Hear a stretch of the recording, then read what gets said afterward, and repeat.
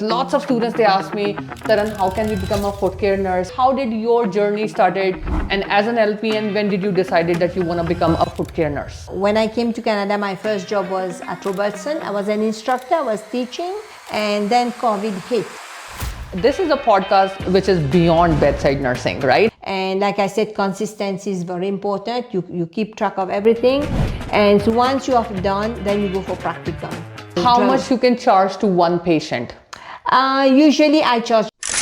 Majority of the time students, they think, okay, how much do I have to spend on foot care course? Can only LPNs do foot care? What was the duration of the program? Like Somebody has done a foot care course, right? Now they are certified. So how do they find the patients? How do they set up their practice? So let's just say on an average of my 8-hour shift, how many clients I can see and how much money I can make? Okay. Today, we have brought you guys a live example of a person who has not just succeeded in her career as an LPN and now recently has become RN, but she has also exceeded in her career of being an entrepreneur and running her own foot care business. So we welcome Shubhdra. So Shubhdra, welcome again. Welcome. And tell us more about your experience, because lots of students, they ask me, Taran, how can we become a foot care nurse? You know, some people, they just don't want to do it as a full-fledged business, but you can do it as a side hustle to make some extra money, right? So now let's just learn about it. How did your journey started? And as an LPN, when did you decided that you want to become a foot care nurse? So I've been in Canada since 2012. I was an LPN, and when I came to Canada, my first job was at Robertson. I was an instructor, I was teaching, clinical instructor and instructor as well. And then COVID hit in the year 2020. So I was going to Misericordia Hospital to see students. This is where I contracted COVID. And I was one of the first victims of COVID in Winnipeg. So I was very sick and I couldn't go to work. So I had to keep my room and very weak. So in the meantime, I couldn't go to teach, neither do my work as LPN, neither clinical instructor. So finally, you know, I am somebody always, you know, looking for something to do.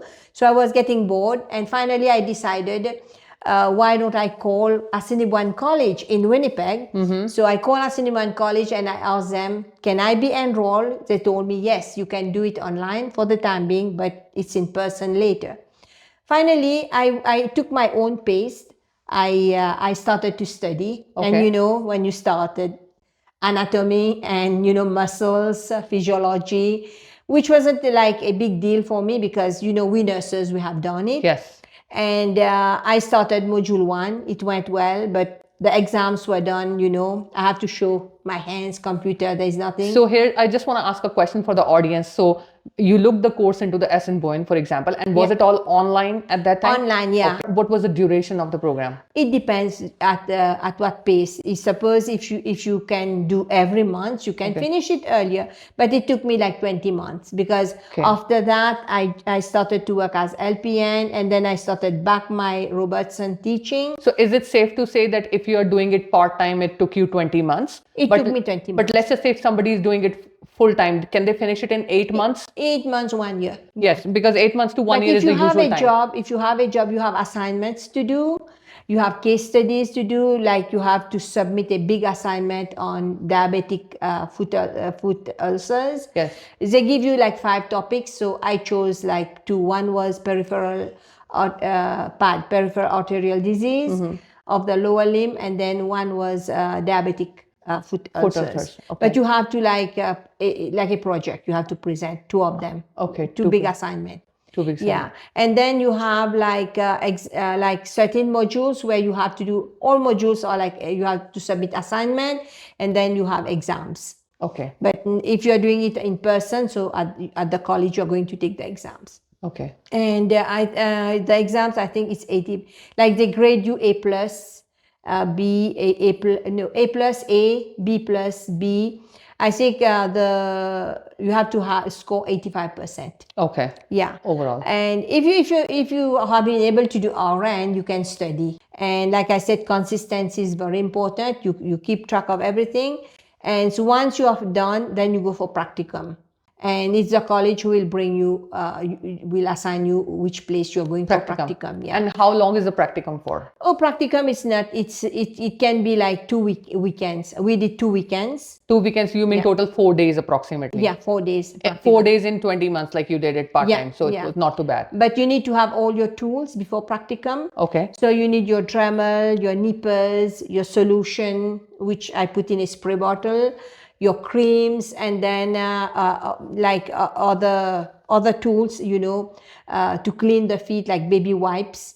And also you need, like, sometimes there are other instruments to clean the nails, the cuticles and all that stuff. So but your teachers would be telling you, right, in the college? They will give you a list. They'll give you a list. Yeah. They guide you every step, but it depends upon you. Like you like to do foot care, so you're going to do Yes. Yeah. So now I'm pretty sure the audience might be thinking this question in the mind: can only LPNs do foot care, or RNs can also? RNs also. They get registered with the College of Registered Nurse Manipur. We get registered with the College of LPN. And once you are done, you let the college know you are registered. Then you have to look for a business number. Okay. So they have to apply online. You get a business number. Once you get your business number, then from there you have to pay, I think, $60. And for the LPN, no, you don't have to pay, because you're already an LPN or RN. You don't have to pay. You just do an add-on in your license, right? Yeah. So but you have to take insurance. But nowadays you have CNPS, Canadian Nursing Protective Society, which is like easy. So you have to take the insurance sent to the school, and then you have to take another insurance for your client. Okay. In case, you do something, or your client comes to your house, they slip and fall, so you have to protect. And after that, you are done, then you are good to go. But now you have to look at Blue Cross to become a provider. You phone Blue Cross, tell them, I'm foot care nurse, I'm going to do foot care, so they will give you a number. So when your clients come, they have Blue Cross, so you don't have to ask them money, you just claim it for Blue Cross. Oh, that is amazing. So this means as foot care nurses, you don't have to get the payment directly from the clients. No. If they have the insurance, you can directly claim that from the insurance company. And then do you receive the check from the company? Yeah, they deposit it in my account. I gave my OBC account, they deposit in. But sometimes I go to other people. Now Blue Cross doesn't pay 100%. Then I have to contact the client. I send a text message with a picture what Blue Cross paid me. You go to the website of Blue Cross, so it will show. Suppose you're claiming $60, they pay you $40. So my client will deposit e-transfer in my account. The remaining amount, right? Yeah, you have to prepare a receipt, Every client you're giving a receipt, you're doing foot care. Okay. And then you have the insurance done, everything done. Then you need to look for an accountant to do your tax. Okay. I already have one who does mine. So she's the one who prepares I prepare everything that I have been using, like a percentage of my mortgage, my car mortgage, my gas, all items I use for the house. So everything I keep receipt, paper towel, whatever I buy, for my foot care. Like I bought so many equipment at the foot care conference. So I keep the receipt. So it culminates, and then you have whatever you're earning. So input and output, That makes sense. Yeah. Okay, so I have a couple of questions here, which I'm pretty sure audience must be thinking in their mind is how much money it takes to do this program. Majority of the time students, they think, okay, how much do I have to spend on foot care course? I spent $7,000, but it should be $10,000 right now, maybe with an increase. So approximately $10,000, right? Yeah. And then second, I just want to repeat that you're saying as nurses, we can do this as a self-employed, right? So that's going to help you guys. And then, you're charging the patients and it helps for your income tax. Like she takes whatever I work at my workplace as LPN full time, she put together and then she deduct it. Yes. But the thing is that don't buy too many instruments in the beginning. Like buy 5 to 10 instruments. See how it's working. Once you start getting money, then gradually you start. How much you can charge to one patient? Usually I charge 60, but my friends charge 90. Okay, so that's the average 660. I even know some nurses who charge 110. Is that right? It depends, like in the province of Nova Scotia, Okay. now they're charging 100. But today at the conference, they're asking the government, like government pays for long-term care, they pay $50. They're asking 70. Okay. Because a new budget is coming, so they ask for 70. Once you pass, you get registered with Manitoba Food Care Association, but every province has its own, and then you get registered with Canadian, in the conference that I have, Canadian Canadian Nurses Association Food Care.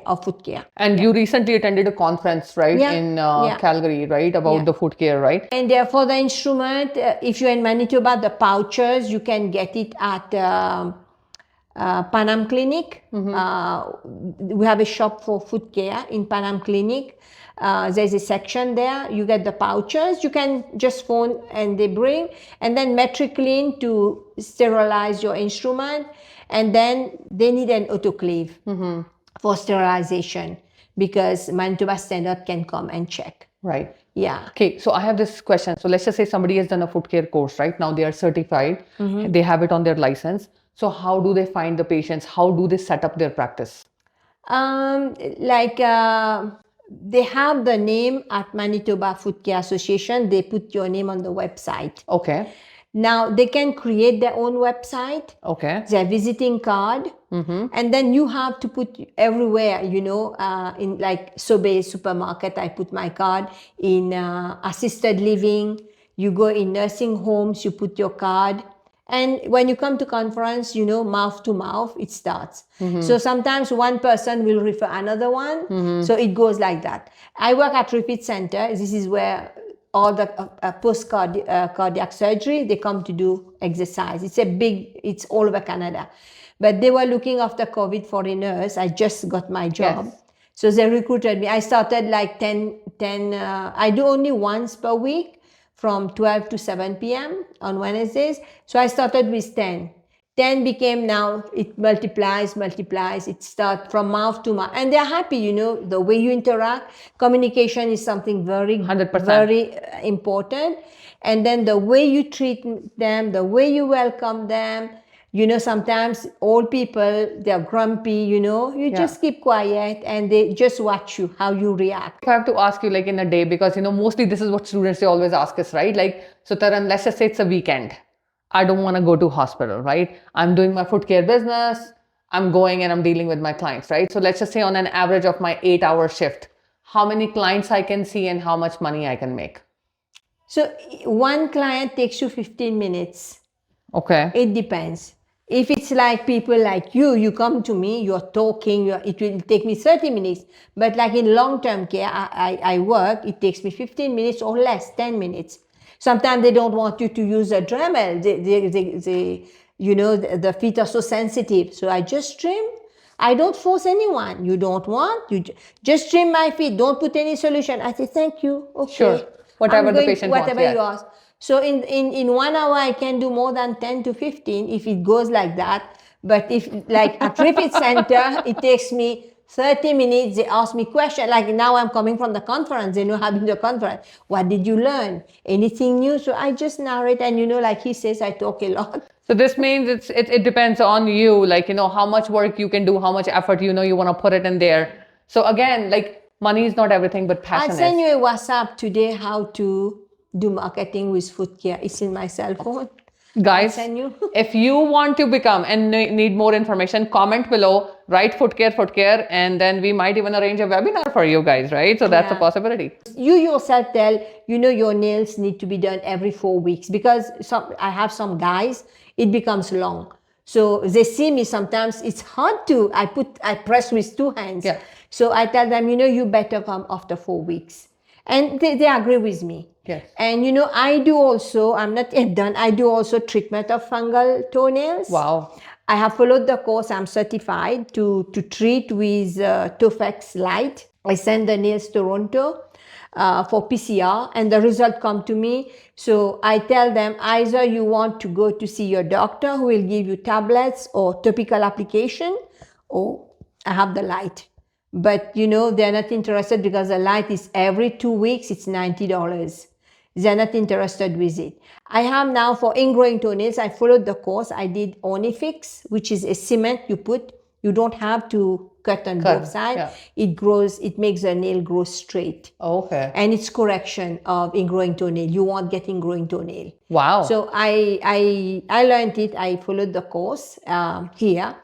And like today, I got the Genesis light for pain. So I'm going to try. So you guys are learning like so many more things, right? And Yeah, like, it yeah. is just amazing. And I'm just curious to know, because you just attended the conference and you have met so many nurses who are doing foot care from all around Canada. Like, have you met people who are doing it like full time? This is as Most a of them are 90% of them who are in the conference are full time.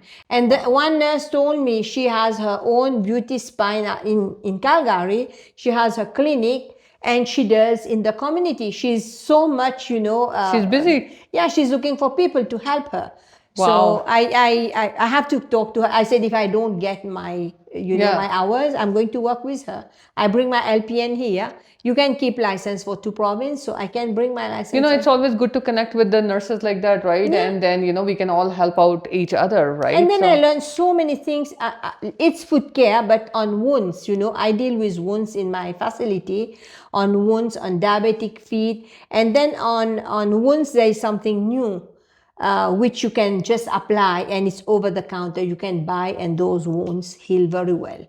Yes. Yeah. So it's a new technology. And then also many people have colors, have overlapping toes. So you get, spaces. So you guys do a lot. Like, it's not just, I just want to correct in the people's mind, because lots of time people, they just think, okay, foot care nursing is just cutting the nails, right? So it's not that. It's more than that. You have heard from her, like, it's treating fungal infections. It's helping out people with the foot deformities, right? And many more things what you guys cones, colors, diabetic foot, even like you said, deformities. So orthotics, we have like referrals. We can make referrals to the podiatrist. What you need to.